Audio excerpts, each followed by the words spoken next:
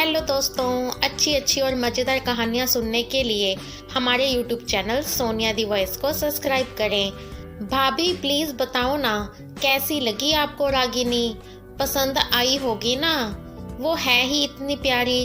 भाभी आप बताओ ना, मम्मी पापा और भैया से बात करोगी ना मेरी और रागिनी की शादी के बारे में? नंदिनी के देवर शेखर ने पूछा तो नंदिनी बोली, सच में देवर जी, बहुत अच्छी लगी मुझे आपकी पसंद। अब तो रागिनी को ही ब्याह कर लाऊंगी अपनी देवरानी। वादा है आपसे, आप बेफिक्र हो जाओ। आपके भाई और मम्मी पापा जी को मनाने का काम मेरा है। लेकिन अभी कुछ दिन रुक जाओ, रमा जीजी की ननंद की शादी हो जाए, आपके भैया आ जाएं, तब उनके सामने सबसे बात करूंगी। भाभी सच में आप दुनिया की सबसे प्यारी भाभी हैं। सच कहते हैं लोग, भाभी माँ का रूप होती हैं। आप मेरी भाभी ही नहीं, सबसे अच्छी दोस्त भी हैं। शेखर ने खुशी से झूमते हुए कहा।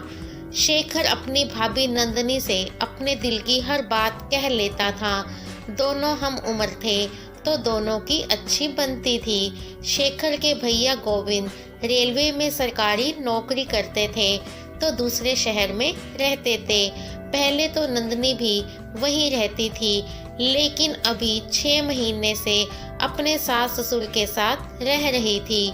2 महीने पहले ही प्यारे से बेटे को जन्म दिया था। नंदिनी सोच रही थी रमा जीजी की ननंद की शादी पर जब गोविंद आएंगे तो उनके साथ चली जाएगी।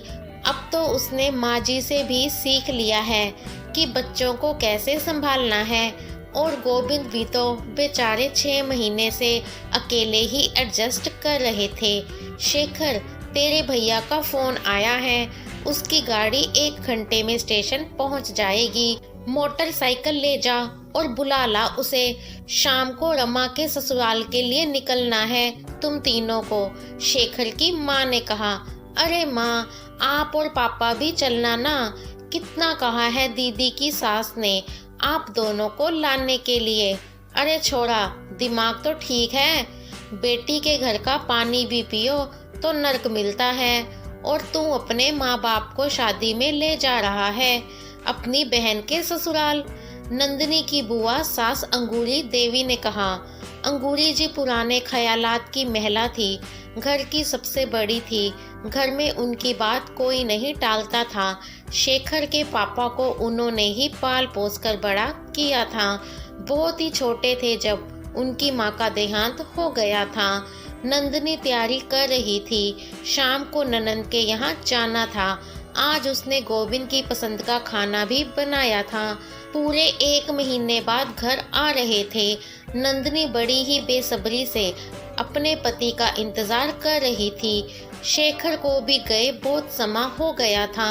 बार बार फोन मिला रही थी, लेकिन दोनों में से कोई फोन नहीं उठा रहा था।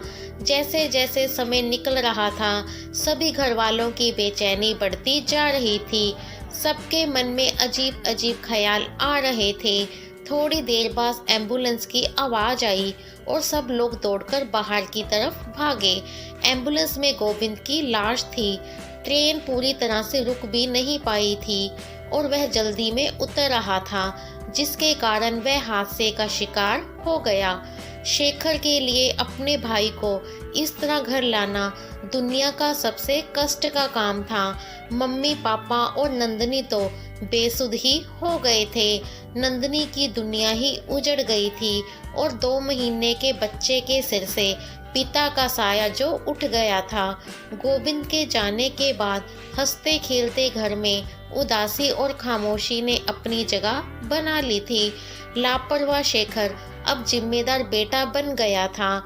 हर पल मुस्कुराती नंदिनी का चेहरा अब मुरझाने लगा था। नंदिनी हर वक्त गुमसुम रहने लगी थी। गोविंद को गए 6 महीने हो गए थे। नंदिनी के मम्मी पापा आज उसके ससुराल आए थे। अंगूरी बुआ जी ने बुलाया था। शेखर और नंदिनी को भी वहीं बैठाया गया। बुआ जी ने नंदिनी के पापा से कहना शुरू किया, शर्मा जी, नंदिनी आपकी बेटी ही नहीं, हमारे घर की बहू भी है। गोविंद तो चला गया, इन दोनों का साथ शायद इतना ही लिखा था ईश्वर ने, लेकिन अभी उम्र ही क्या है बेचारी की, पहाड़ जैसा जीवन अकेले कैसे काटेगी। इसलिए मेरा तो यही फैसला है कि नंदिनी को उसके देवर के लिए बैठा दो। आपको सिर्फ बताने के लिए ही बुलाया गया है। 15 दिन बाद बड़ा ही शुभ मुहूर्त है, उसी दिन इन दोनों का विवाह करवा दिया जाएगा। आप कहीं ना कहीं अपनी बेटी की शादी तो करेंगे ही, कहीं बाहर जाएगी तो हमारे बेटे को भी साथ ले जाएगी। इससे अच्छा है घर में ही रहेगी और इसका जीवन भी संवर जाएगा। वर्षों से यही होता आया है, इसमें कोई बुराई नहीं है। बुआ जी की बात सुनकर सभी लोग चुप बैठे थे। किसी को कुछ समझ नहीं आ रहा था कि क्या बोले। बुआ जी ने शेखर से पूछा तो वह चुप रहा, उसने कोई जवाब नहीं दिया।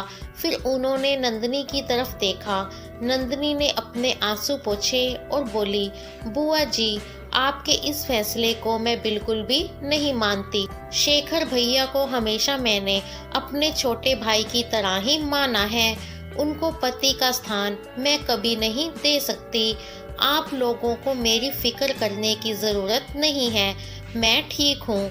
आप सब लोग हो ना मेरे साथ। शेखर मुझसे बिना शादी करे ही मेरे बेटे को पिता का प्यार दे सकते हैं, और भविष्य में कभी मुझे लगा कि जीवन साथी की आवश्यकता है और मैं मन से तैयार हूँ किसी को अपनाने के लिए, तो मैं आप लोगों को बता दूंगी। फिर उसने अपने सास ससुर से कहा, मम्मी जी, पापा जी, शेखर भैया की शादी 15 दिन बाद उसी शुभ मुहूर्त में होगी, उस लड़की के साथ जिसे वह पसंद करते हैं। रागिनी नाम है उसका, इनके साथ पढ़ती है। मिली हूँ मैं उससे, बहुत ही प्यारी लड़की है, उसको ही मैं अपनी देवरानी बनाकर लाऊंगी। आप लोग शादी की तैयारी कीजिए, हम कल ही रागिनी के घर चलेंगे। दोस्तों, इस कहानी के सभी पात्र और घटनाएं काल्पनिक हैं। इसका किसी भी मृत और जीवित व्यक्ति के साथ कोई भी संबंध नहीं है। अगर इत्तेफाक से कोई संबंध भी होगा तो उसे एक संयोग ही समझें। इस कहानी का उद्देश्य आपको सिर्फ शिक्षा देना ही है। नंदिनी की बात सुनकर सब निशब्द थे। बुआ जी कुछ बोलना चाह रही थी, लेकिन शेखर के पापा ने उनको रोक लिया था। नंदिनी के मम्मी पापा को अपनी बेटी के फैसले पर गर्व हो रहा था और शेखर हाथ जोड़कर अपनी भाभी को धन्यवाद कर रहा था। नंदिनी ने आज एक सही फैसला लेकर 3 जीवन बर्बाद होने से बचा लिए थे और वर्षों से चली आ रही रूढ़िवादिता को आगे बढ़ाने से इनकार कर दिया था। दोस्तों, आज की कहानी के बारे में आपके क्या विचार हैं, हमें कमेंट बॉक्स में ज़रूर बताएं। कहानी को लाइक और शेयर करना बिल्कुल भी ना भूलें। चैनल पर पहली बार आए हैं तो चैनल को सब्सक्राइब भी ज़रूर करें।